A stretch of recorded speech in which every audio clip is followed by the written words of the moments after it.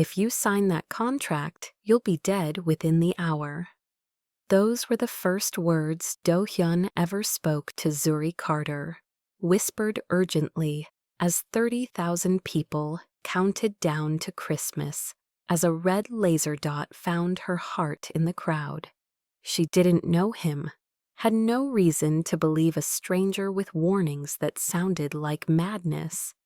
But when she looked into his eyes, dark, desperate, certain, something inside her recognized truth. The bullet was already in motion, and the choice between life and death would be measured in heartbeats.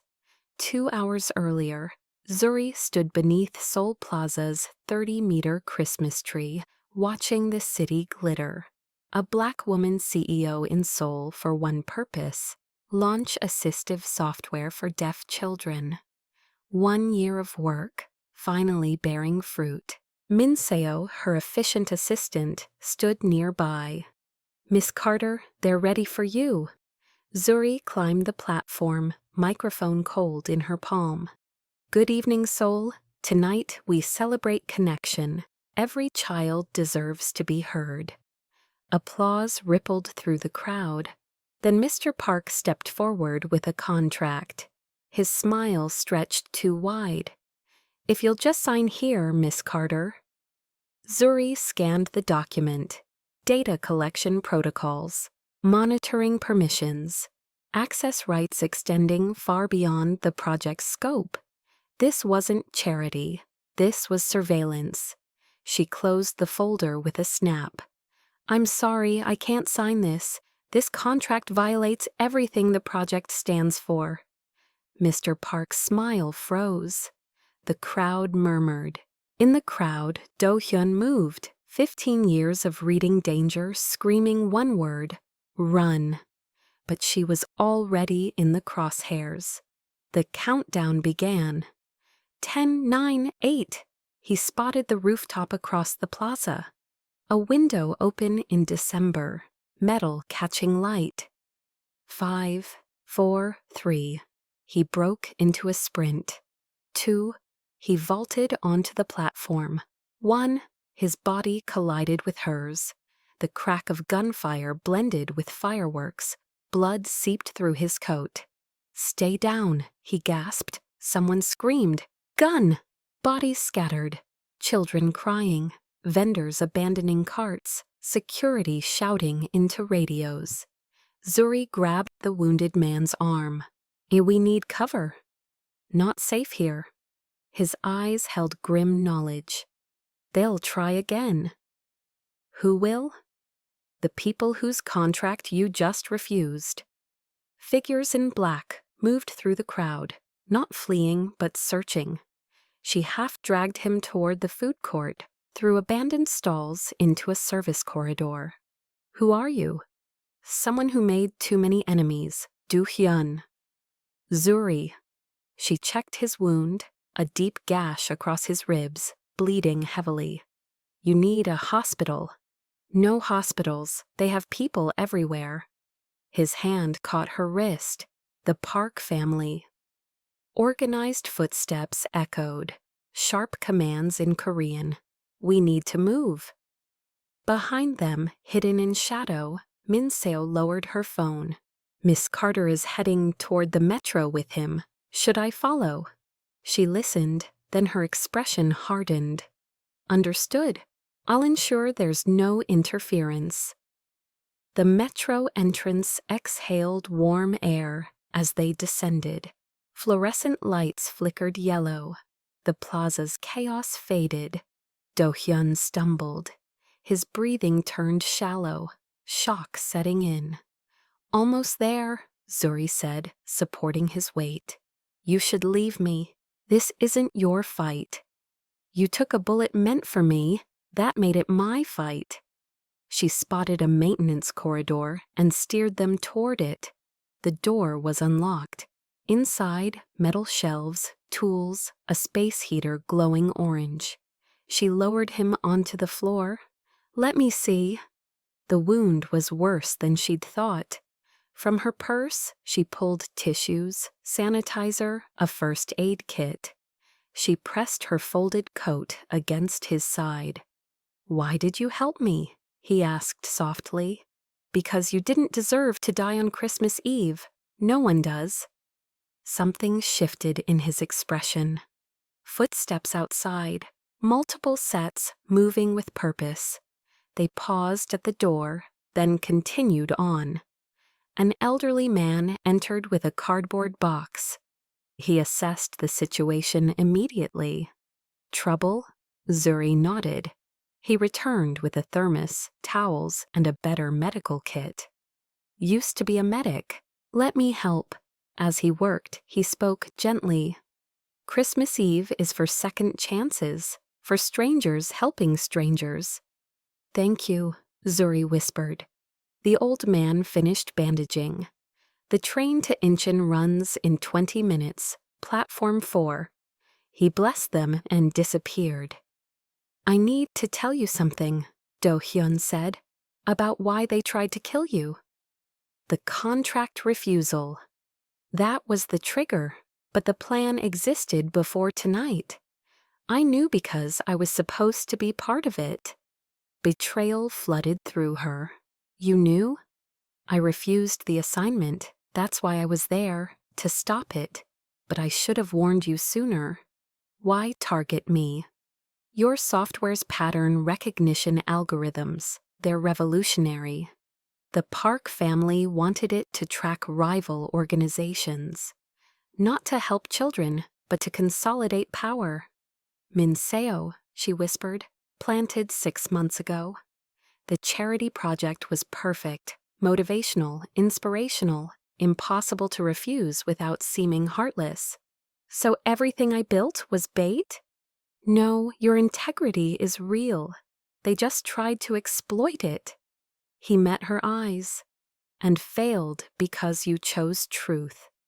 If we're surviving this together, I need complete honesty," Zuri said firmly.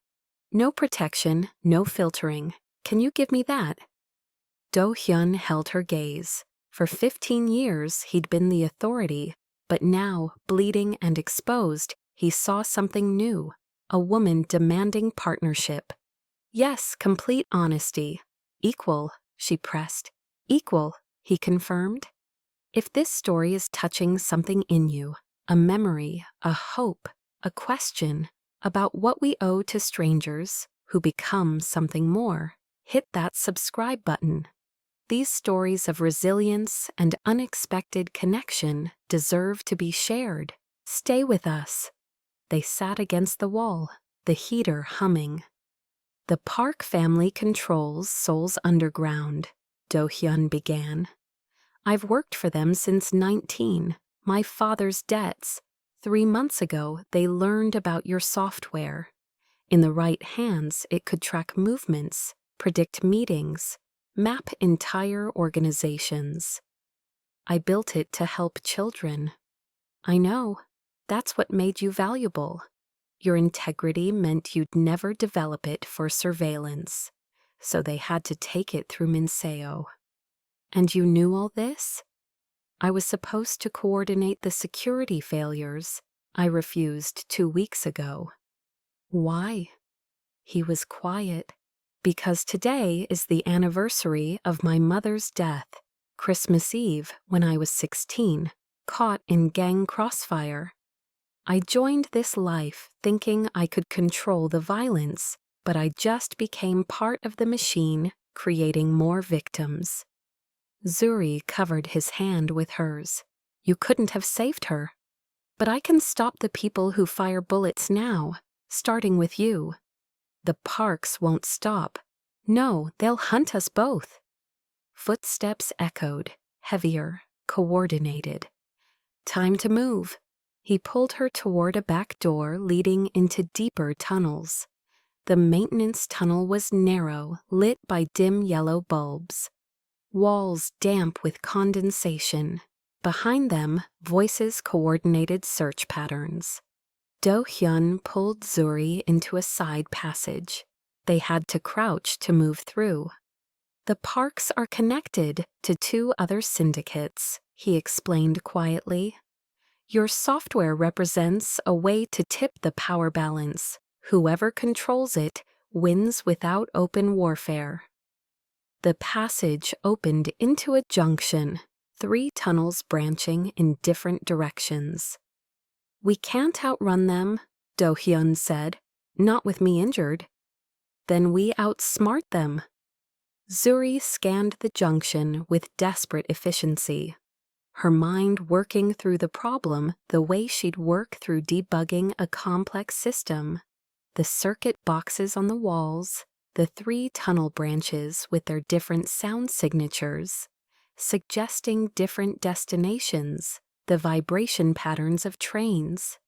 An idea formed, dangerous, probably reckless, but better than waiting to be cornered like prey. Can you make it to that leftmost tunnel? She pointed to where the sound suggested an active metro line. We follow the track, stay ahead of the trains, get back to a platform where there are people and cameras and witnesses. They can't act openly in front of civilians. What about you? I'll create a diversion, lead them down the other path, buy you time to get clear. Absolutely not. His grip on her arm turned iron firm, strong despite blood loss and pain. I told you we stay together. I've lost too many people, Zuri. I'm not losing you, too. Do-hyun, you can barely walk. Then we barely walk together.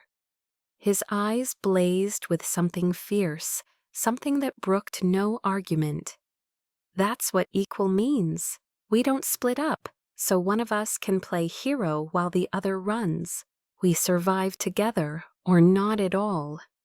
The flashlight beams grew brighter, closer. Voices coordinated their final approach. They were out of time for debate. Do-hyun made a decision. Before Zuri could react, he pulled her toward the leftmost tunnel entrance, then gently but firmly pushed her through.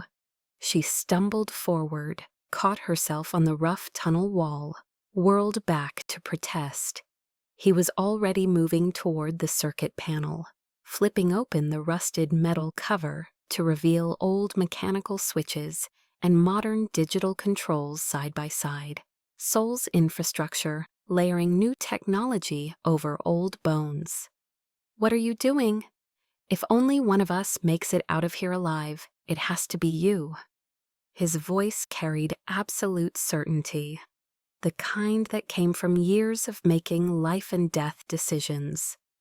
Your work matters, Zuri. The world needs what you can build, what you represent. It doesn't need another criminal trying to buy redemption he doesn't deserve. Don't you dare! He threw the main power switch. The junction lights died instantly, plunging everything into absolute darkness. Emergency systems screamed to life a heartbeat later. Alarms blaring at ear-splitting volume. Warning klaxons designed to evacuate entire tunnel sections. The grinding mechanical sound of safety doors beginning to descend throughout the network. In the chaos of sound and sudden darkness, broken only by red emergency strobes, Do-hyun moved. Zuri saw his silhouette in the flashing red light, sprinting toward the rightmost tunnel, away from her, away from any hope of safety, deliberately drawing their pursuers after him like a matador with a cape. She heard his voice call out, taunting and clear despite the alarms. Looking for someone, I'm right here, come get me. Shouts erupted as the search teams oriented on his voice. Flashlights swung toward the rightmost tunnel. Footsteps pounded in pursuit. And between Zuri's tunnel and the junction, the ancient fireproof safety door, designed to seal off sections in case of fire or catastrophic failure, heavy enough to withstand extreme heat and pressure, began its slow, inexorable descent. No! Zuri lunged for the door, tried to wedge herself under it, tried with all her strength to stop or slow its grinding progress. Through the narrowing gap, strobed by red emergency lights, she saw the flashlights converge on the junction point, saw Do-hyun's figure disappear into the far tunnel like a ghost, heard his voice still calling out, leading them deeper, pulling danger away from her. The sound of gunfire exploded in the confined space, deafening percussion that seemed to come from everywhere at once, bouncing off concrete walls, making it impossible to tell how many shots from what direction. Do-hyun! Zuri's scream tore from her throat, raw and desperate. She threw herself against the descending door, beating on the metal with her fists, trying with superhuman effort to force it back up, through sheer willpower and rage. It was impossibly heavy, already 3/4 closed, the hydraulic system far too strong for human hands to overcome.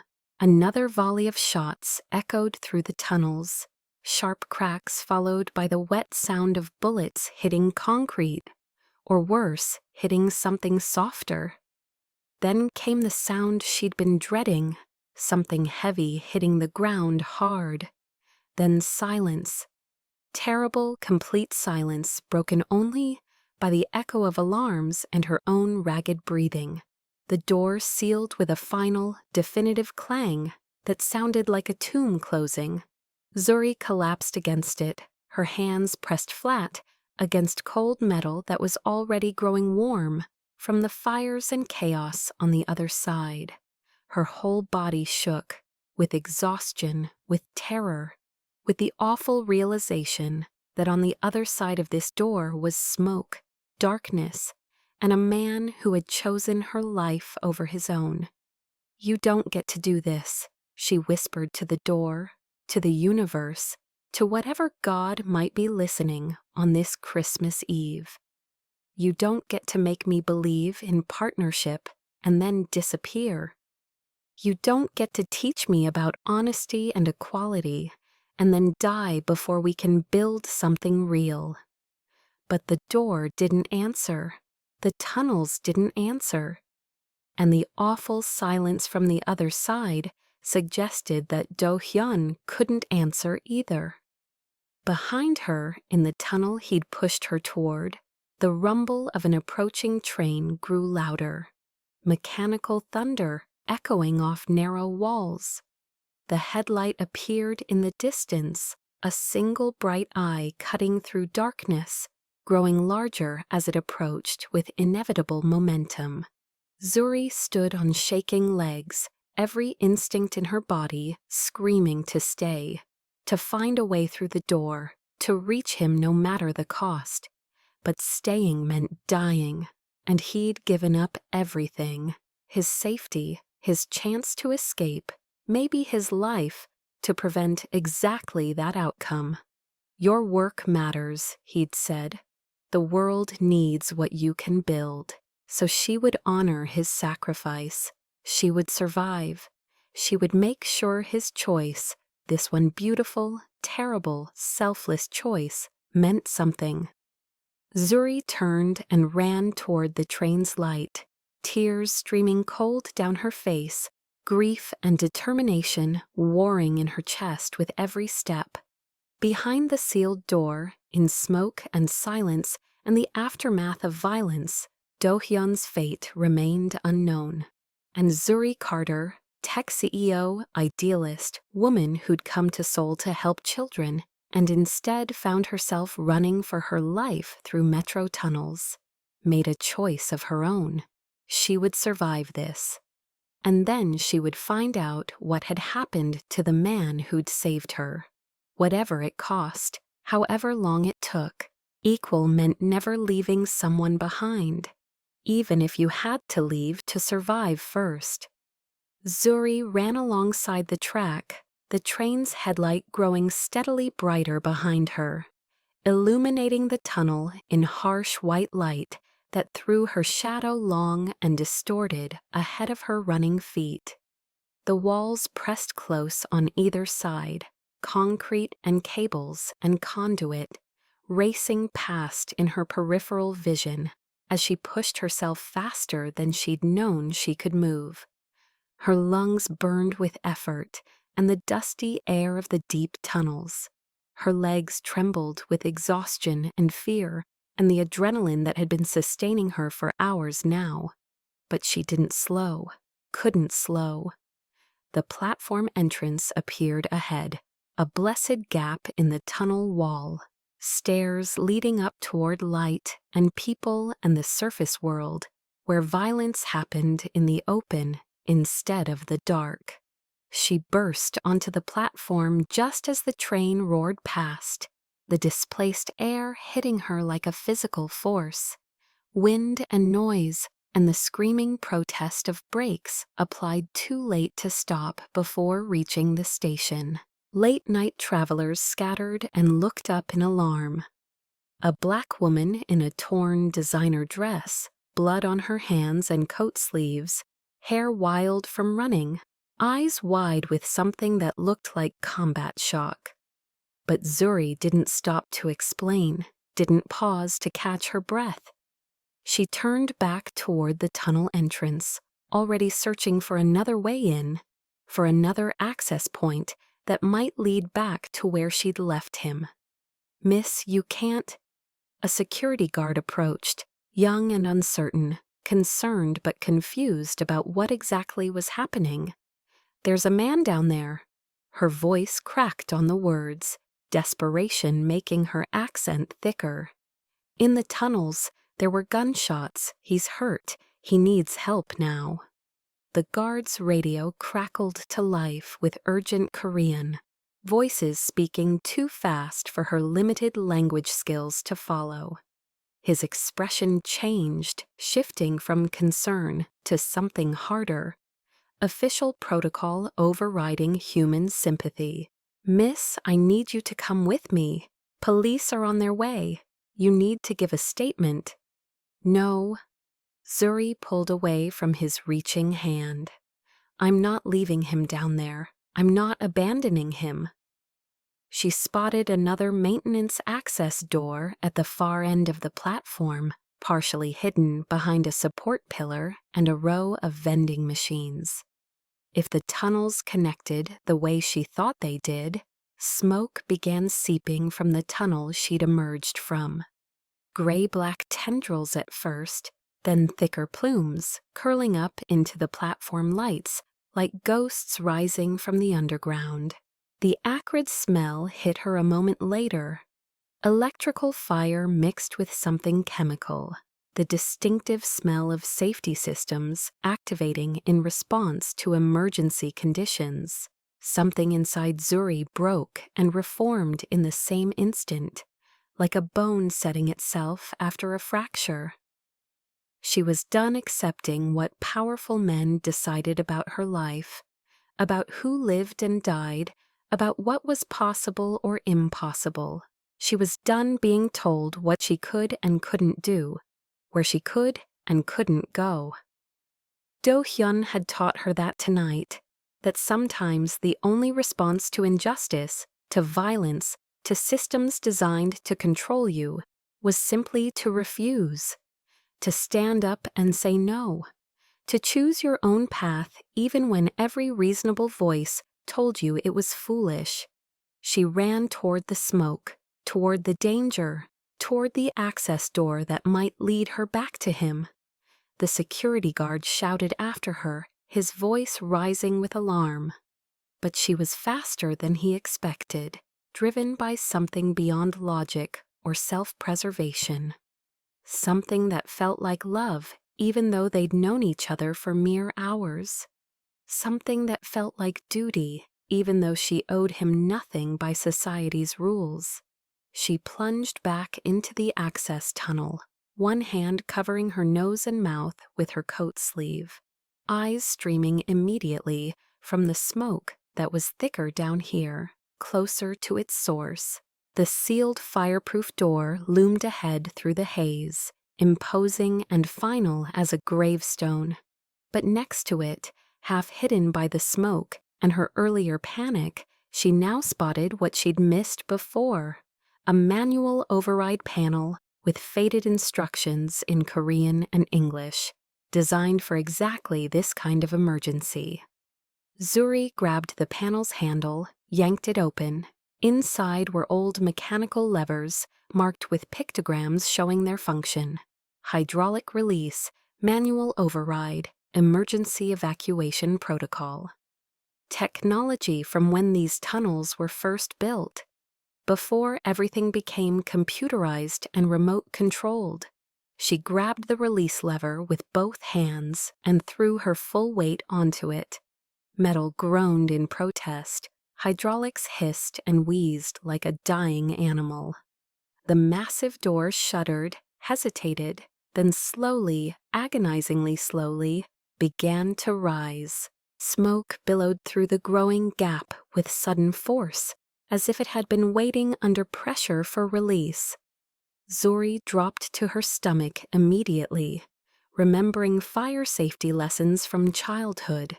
Smoke rises, breathable air stays low, crawl, don't walk. She pulled her coat over her head and crawled under the door as soon as the gap was wide enough to fit through, pulling herself forward on her elbows while her lungs screamed for clean air that wasn't there. The junction beyond was chaos painted in red emergency strobes. Smoke obscured everything more than a meter away. The smell was overwhelming: discharged firearms, electrical burning, chemical fire suppressant, and underneath it all, the copper tang of blood. Do-hyun! Her voice disappeared into the smoke, swallowed by the continued blaring of alarms. She crawled forward blindly, hands sweeping the ground ahead of her, searching with desperate efficiency. Her fingers found scattered debris first: shell casings, chunks of broken concrete, shattered pieces of what might have been a flashlight. Then fabric, then warmth that shouldn't be there in these cold tunnels, then the unmistakable stillness of an unconscious body. No, no, no. She pulled him toward her, cradling his head in her lap. His face was pale as death in the red strobe light, eyes closed, blood on his temple where he must have hit the ground hard when he fell. More blood on his side where the bullet wound had reopened from his exertions. Stay with me, you hear me? You don't get to die now. Not after everything. Her hands found his throat with shaking fingers, searching for the pulse point her grandmother had taught her to find during summers spent helping at the community clinic. There, faint but present, the flutter of life persisting against all odds. He was alive, barely, but alive was enough to work with. Help! She screamed toward the platform, toward anyone who might hear. I need help down here. Someone call an ambulance. But the smoke was too thick, the distance too far, the door only partially open. No one could hear her over the alarms. No one was coming. Zuri made the choice in a heartbeat.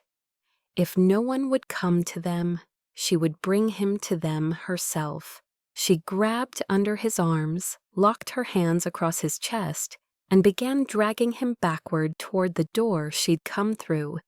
He was pure dead weight, unconscious, unable to help, his body limp and heavy in the way that only unconscious people are.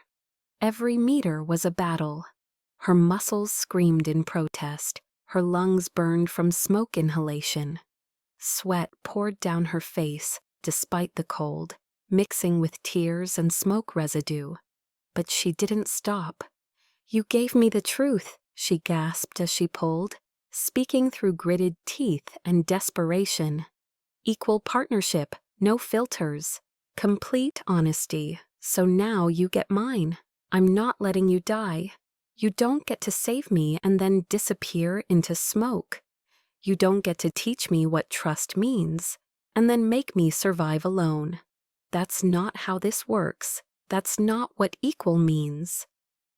Meter by meter, she dragged him through the smoke-filled junction, through the gap under the slowly descending door, into the slightly clearer air of the access tunnel beyond.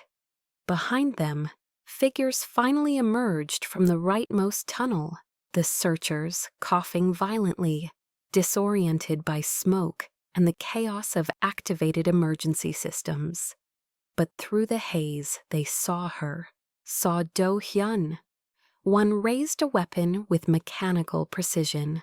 Zuri saw the reflection of emergency lights on metal, saw the intent in the gunman's stance, the way he was sighting down the barrel toward where she knelt beside Do-hyun.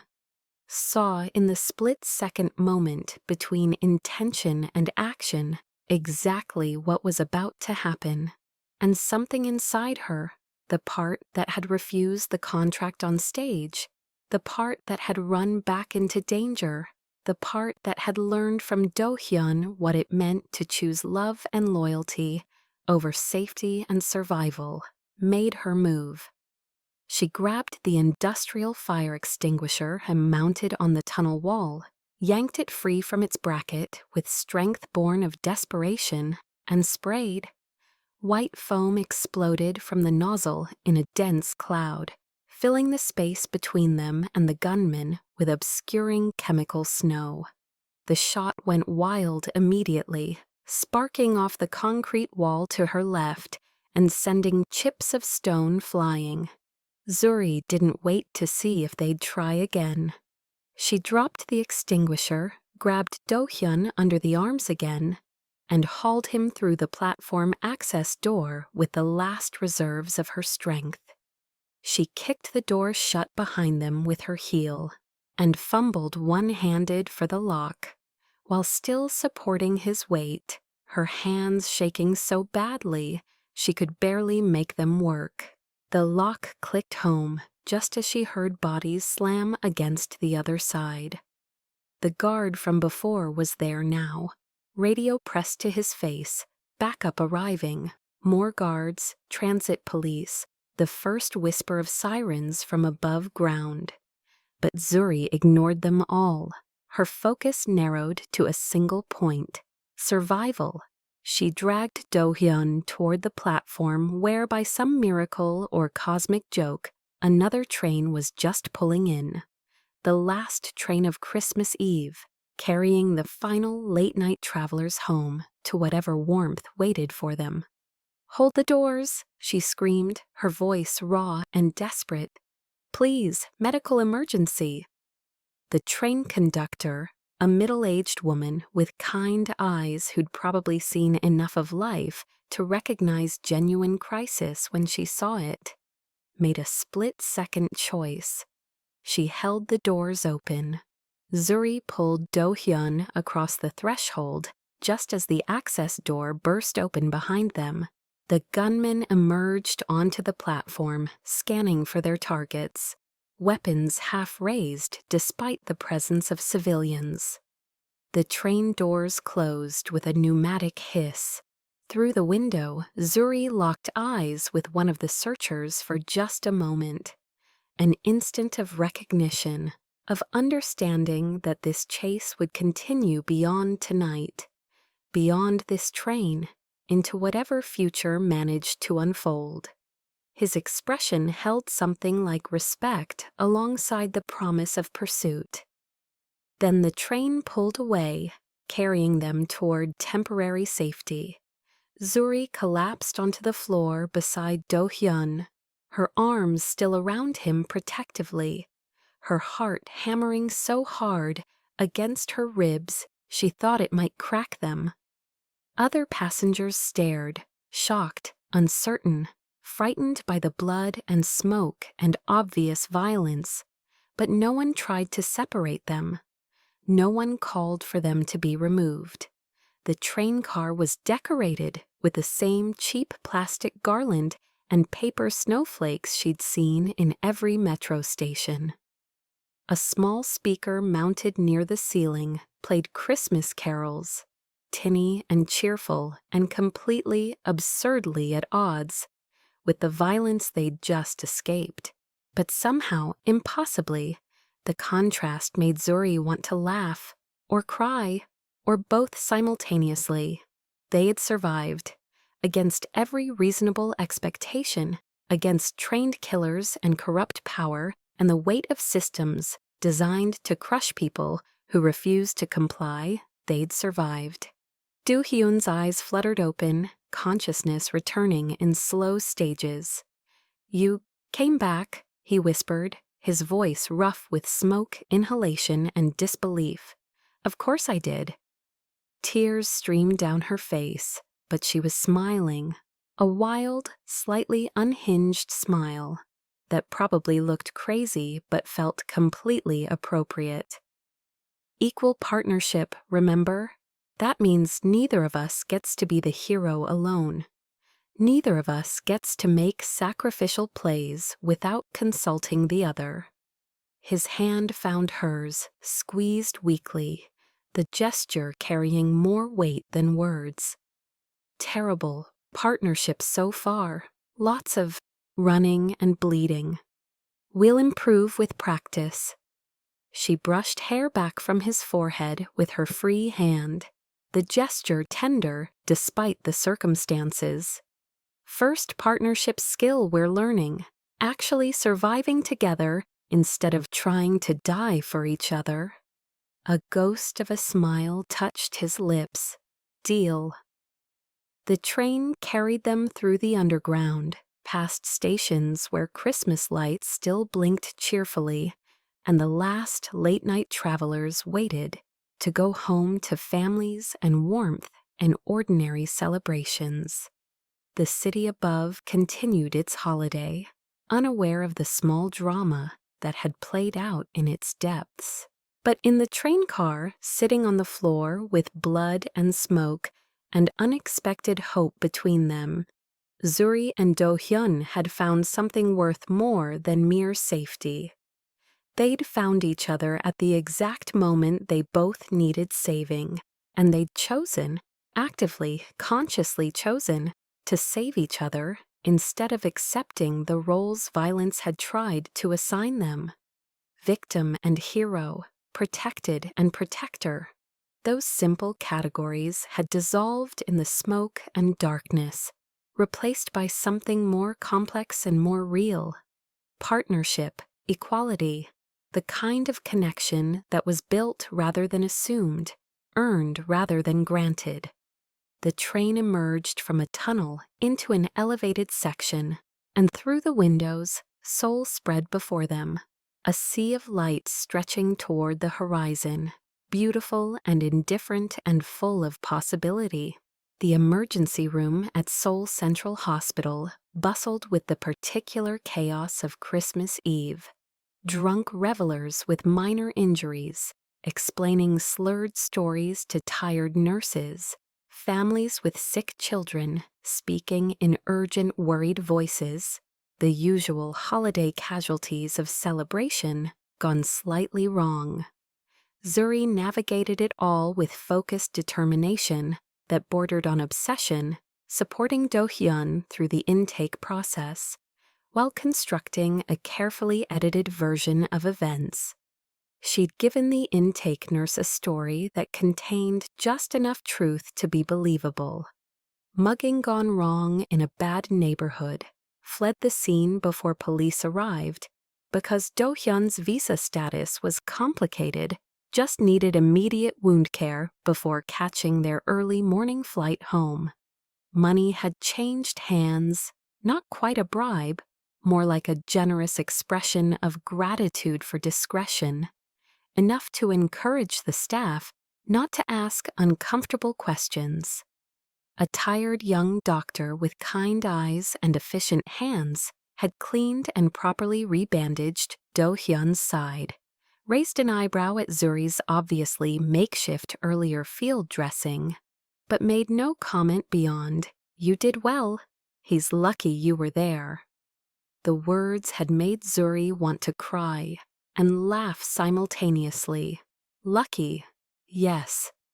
In the strangest, most terrible way, perhaps they had been lucky. Antibiotics dispensed in a white paper bag. pain medication that would let him rest, instructions for wound care delivered in careful English. The doctor's eyes had lingered on them with something like concern. Like she suspected, there was more to the story than late-night mugging. But she didn't push, didn't insist on police reports or official documentation.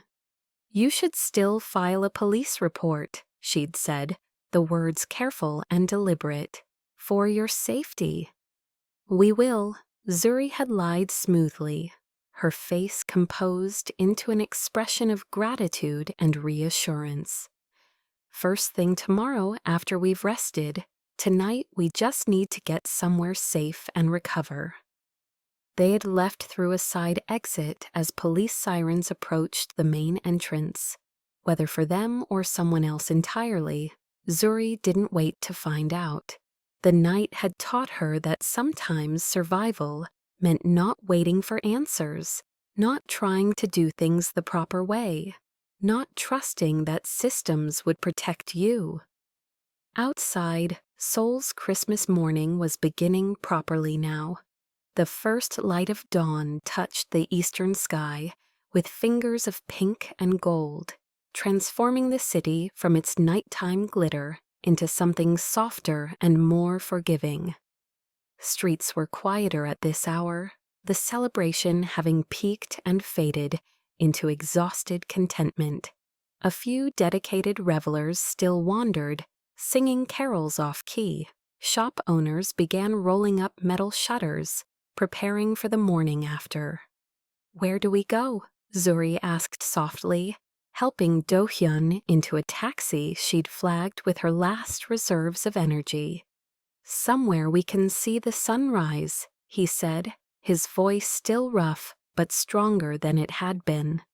The proper medical care had helped, or maybe it was just the stubborn will to survive that ran through him like a steel core.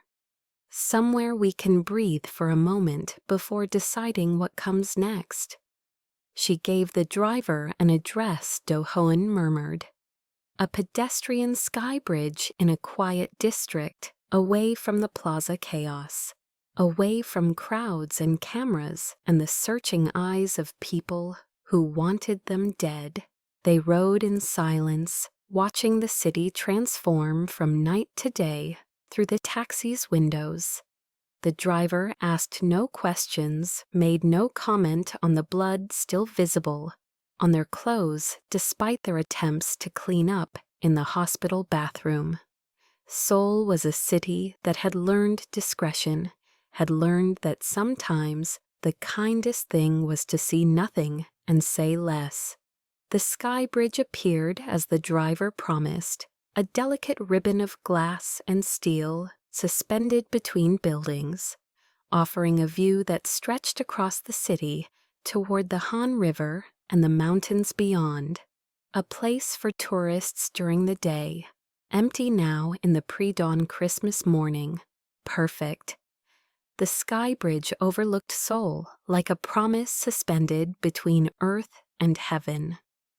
Zuri stood at the safety railing, her hands wrapped around the cold metal bar, watching the city wake into its first Christmas morning. The light was extraordinary, that particular quality of dawn that photographers chase and poets try to capture, where everything seems possible and the world feels clean and new. First light painted the snow-covered buildings in shades of pink and gold and lavender, colors that seemed too beautiful to be real. Below, the Han River reflected the sky like a mirror, and early morning traffic hummed its distant song, the sound of a city returning to life after the quiet hours.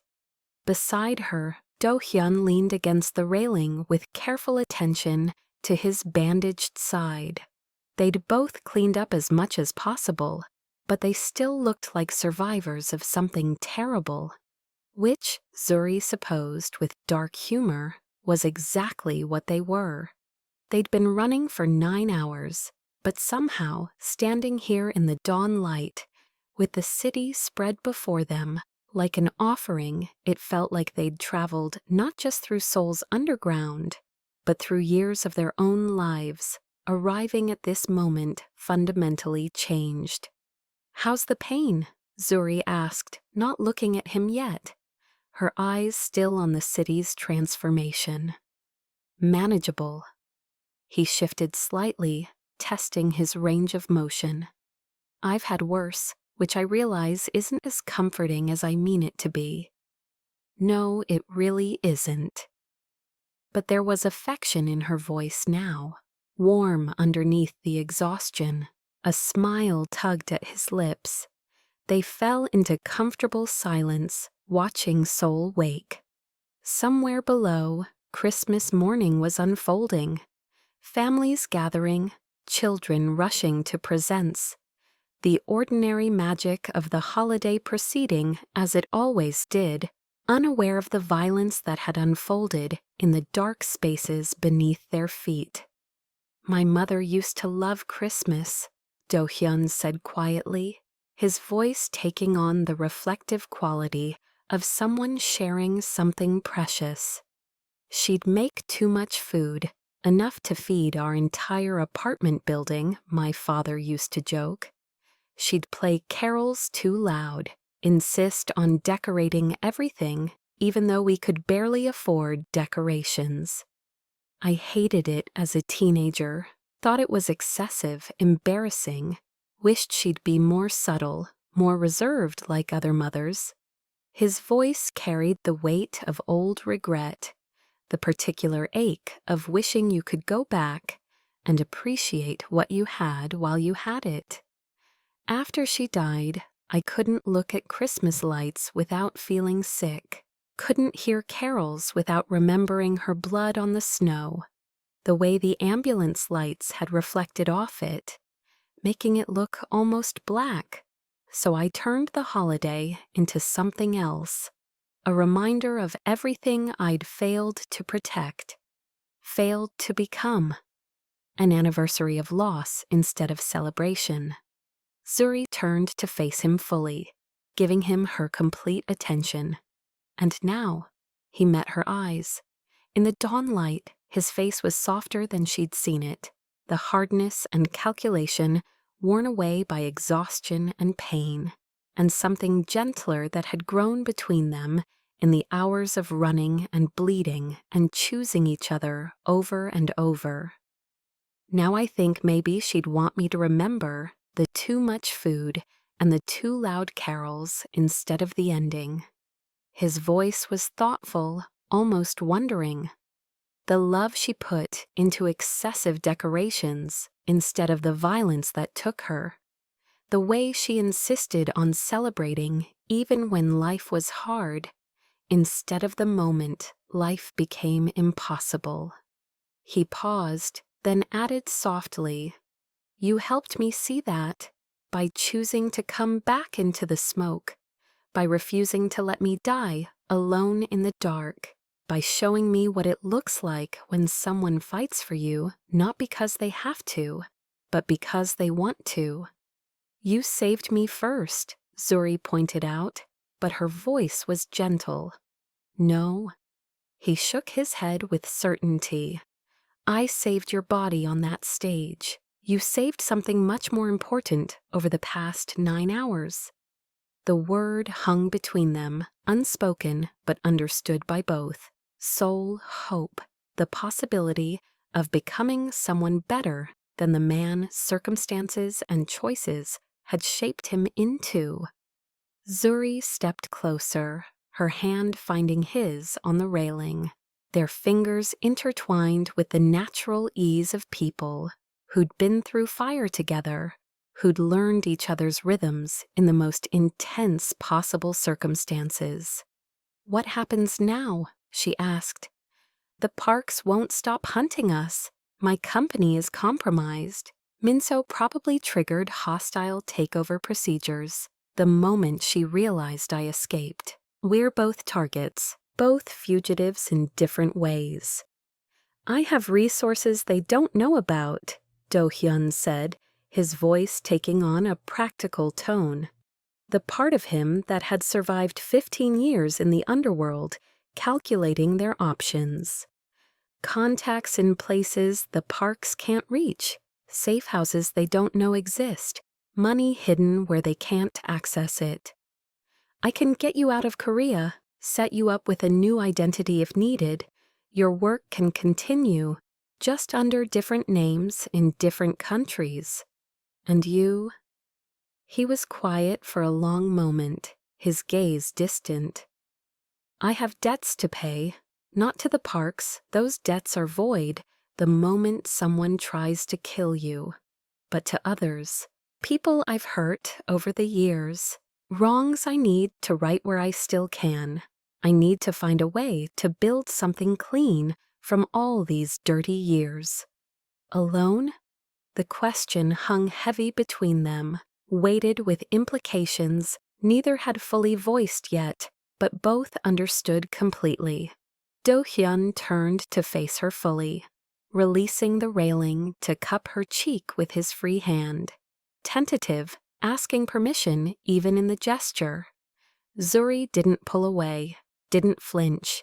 She leaned into the touch slightly, accepting what he offered. When you ran back into that tunnel, he said, his voice low and rough with emotion he wasn't trying to hide anymore. When you dragged me out, despite every instinct telling you to run, despite the smoke and the gunmen, and the very reasonable possibility of death, I realized something profound. His thumb brushed her cheekbone with infinite gentleness, wiping away a tear she hadn't realized had fallen. I've spent 15 years surrounded by people who'd sell me for the right price, who measured every interaction in terms of advantage and profit, people who spoke of loyalty but meant convenience. But you, a woman I'd known for hours, you risked everything for me, not because I'm powerful or connected or could offer you something valuable, but because you believed I was worth saving, just as a human being, just as someone who'd tried to do the right thing, even though he'd done so many wrong things before. His voice cracked slightly on the last words, emotion breaking through the careful control. So no, not alone, not if you'll let me stand beside you while we figure out what comes next. Not if you'll let me be your partner in building something better from this disaster. Equal, like you said. No more sacrificial heroics. No more making decisions for each other instead of with each other. Zuri's heart felt too large for her chest, too full of emotion to contain properly. She thought about the Zuri from 24 hours ago. Professional, cautious, keeping the world at careful arm's length, after too many times being underestimated, used, or dismissed. That Zuri would have walked away, would have taken the safe option, the smart option, the option that didn't involve a criminal with more enemies than futures. But that Zuri hadn't been shot at, hadn't run through smoke and darkness, hadn't learned what it felt like when someone chose your life over their own, when partnership became more than a word and transformed into action, sacrifice, choice. This Zuri, standing in dawn light on a sky bridge over Seoul, was different, braver, more willing to believe that love, real, complicated, imperfect, hard-won love, was worth whatever risk came with it. I have conditions, she said, and saw surprise flicker in his eyes, followed quickly by something that looked like respect and affection mixed together. Name them. True partnership, not you protecting me while I wait in safe houses for news. We face whatever comes together, make decisions together, plan together, survive together. No more sacrificial heroics unless we both agree they're absolutely necessary. You don't get to make unilateral decisions about who lives and dies. His lips curved into a slow smile, genuine warmth breaking through. Agreed, completely. Second condition, you get help, real professional help. Therapy for 15 years of trauma. Support groups if they exist for people leaving organized crime. Medical care beyond emergency room patches.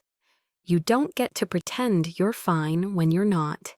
And you don't get to ignore wounds just because they're psychological instead of physical. Fair, he nodded seriously. That's more than fair. I accept. Third, you teach me Korean. Properly, not just survival phrases. If I'm going to navigate this world with you, if we're going to build something together, I need to understand the language and culture fully. No shortcuts, no assumptions. I can do that. I'd be honored to teach you. Zuri took a deep breath, gathering courage for the last condition. And finally, we find a way to make the children's software happen. Maybe not in Korea, maybe not the way I originally planned. But somewhere, somehow, we turn this disaster into something good. Those deaf children still deserve to be heard. That work still matters. I won't let the park's corruption destroy something that could help vulnerable kids. Do-hyun's expression softened into something that looked almost like awe, like he was seeing her for the first time and being struck by what he found. You almost died last night. You lost your company. Your assistant betrayed you. You're standing here exhausted and injured with your entire life in ruins. And you're thinking about deaf children? You took a bullet for me last night, and you're standing here planning our future instead of running for your life, she countered. Seems we're both a little crazy. Maybe crazy is exactly what we need. His smile widened. Maybe the world needs more people who are crazy enough to believe things can be better, who refuse to let violence and corruption win, who insist on building something good even when everything's falling apart. The sun fully crested the horizon in that moment, bathing the entire city in golden light that seemed to make the snow-covered buildings glow from within. Christmas morning had truly arrived, messy and imperfect, and nothing like either of them had planned when they'd woken up yesterday. But somehow standing here together with the city spread before them like a promise. It felt exactly right. Do-hyun leaned in slowly, telegraphing his intention, giving Zuri every chance to pull away or redirect. She didn't. She met him halfway, their lips coming together in a kiss that was gentle and careful and weighted with promise. No fireworks, no dramatic music swelling in the background, no Hollywood perfection, just two people choosing each other in the quiet dawn, choosing hope over fear, choosing to believe that love could bloom even in the strangest soil, that beauty could emerge from violence, that two broken people could maybe build something whole together. When they pulled apart, both were smiling real smiles, tired but genuine and full of cautious hope.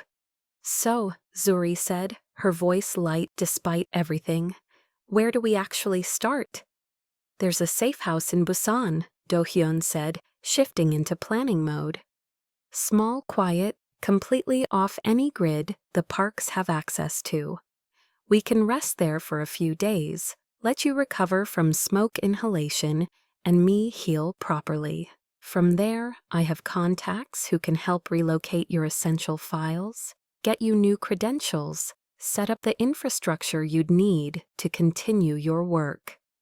And the Park family, they'll come eventually. Yes. His expression turned serious but not afraid. But we'll be ready, and we won't be alone. I still have allies. People like me who are trying to find their way out of this life, who want to build something better but don't know how to start. Together, supporting each other, maybe we actually have a chance. Zuri nodded slowly, accepting the reality of their situation. It wasn't the ending she'd imagined for her Christmas in Seoul, but it was real. It was honest. It was a beginning worth fighting for. "There's one more thing I need you to know," Do-han said suddenly, "about why I really saved you. The complete truth, not just the parts about guilt or rebellion against the parks. Tell me, when I saw you on that stage, refusing to compromise, even when it would have been so easy, even when 30,000 people and your entire career hung in the balance, you reminded me of my mother." His voice carried the weight of the confession, of the way she'd stand up for what was right even when it cost her everything, of the integrity she maintained even when life was impossibly hard. He swallowed hard, continuing despite emotion yakakening his voice. "And for the first time in 15 years, standing in that crowd watching you, I thought maybe there was still a version of me that could deserve to stand beside someone like that. Someone who chose right over wrong, who valued principle over profit, who believed people mattered more than power. I didn't jump in front of that bullet just to save you. I did it to save myself, to save the person I wanted to become, the person my mother would have wanted me to be." Tears pricked Zuri's eyes, but they were the good kind, the kind that came from being truly seen, truly understood at the deepest level. "Then let's become those people together," she said, her voice fierce with conviction. "The ones who choose right over easy, who build something good from all this wreckage, who prove that it's never too late for second chances, never too late to start becoming better." On Christmas morning, Do-han added with a small smile, "Seems appropriate, maybe even poetic." "The most inspirational kind of miracle," Zuri agreed. "The motivational power of choosing love over fear, choosing future over past, choosing to believe that two imperfect people can create something beautiful together." They stood together in the growing light, two unlikely people, bound by violence and choice, and the strange alchemy that had transformed near death into new beginning. The city hummed below them, indifferent, beautiful, continuing its Christmas celebration, unaware of the small drama that had played out in its depths. A train passed on the elevated tracks below, the same kind of train that had saved them hours ago. Its windows reflected the sunrise, turning the whole car momentarily golden, like something holy passing through ordinary space. Do-hyun pulled Zuri close, his arm around her shoulders, her head resting against his chest where she could hear his heartbeat, steady, strong, proof of life and survival, and the stubborn choice to hope. "Merry Christmas, Zuri," he murmured into her hair. "Merry Christmas, Do-hyun." In the distance, church bells began to ring, calling the faithful to morning service, welcoming the birth of something new and precious into the cold winter world. Their sound carried across the city, clear and sweet and full of promise, just like the fragile, beautiful thing growing between them. A love born in chaos but nurtured by choice. A future that would require courage, sacrifice, and the constant daily work of two people committed to building something better than the lives they'd been handed. Seoul stretched before them, glittering with morning light and possibility. And somewhere in that vast city, in apartments and warm homes, deaf children were waking to Christmas morning. unaware that two strangers had nearly died last night to protect their right to be heard, to have technology that valued them as precious and worthy of the best that love and innovation could build together. That work would continue. Zuri would make absolutely certain of it. And Do-hyun would stand beside her, using his hard-won knowledge of shadows to protect the light she carried, using his understanding of corruption to build systems that resisted it. Together, equal, building a life worth last night's blood and terror and desperate choices. The sun climbed higher, the dawn faded into full morning, and their story continued beyond this ending into an unwritten future full of challenges and choices and the daily work of becoming the people they'd promised each other they could be. A family in the making, not traditional, not simple, but real.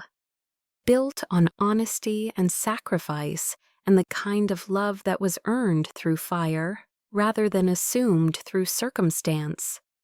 And on Christmas morning, with snow beginning to fall again over Seoul in soft white flakes that looked like blessings, that was miracle enough, more than enough. Everything they needed to begin. If this story touched your heart, if it reminded you that courage and love can bloom in the darkest places, please like this video and subscribe to our channel. We share stories of dignity, healing, and unexpected romance every night. Stories that honor the complexity of real love and the power of second chances. Share this with someone who needs to remember. It's never too late to choose hope. And tell us in the comments, what would you choose if you had to decide between safety and standing beside someone who needed you? Your stories matter just as much as theirs. Thank you for spending this Christmas Eve with Zuri and Do-hyun. May your own story be filled with the courage to choose love over fear, dignity over compromise, and always, always hope over despair. Merry Christmas, and we'll see you tomorrow night for another story of love, justice, and the healing power of choosing each other.